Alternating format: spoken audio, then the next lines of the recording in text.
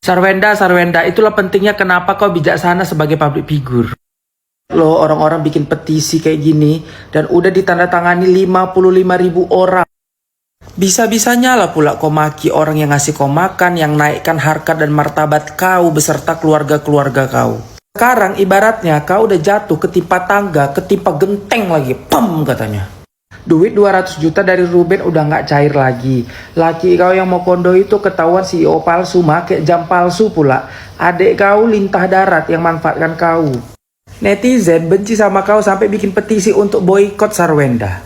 Kataku ya, daripada kau sibuk lapor sana lapor sini, kunjungi komisi ini komisi sana, perlindungan anak, perlindungan perempuan, mending kau minta maaf, datang kau minta maaf kau sama Ruben. Itu solusinya. Buat kalian yang nanya gimana cara ikut petisinya nih, kalian klik aja di Google petisi cancel kultur Sarwenda, kemudian keluar nih change.org. Nih aku klik di sini di dalam nih, bikin petisinya.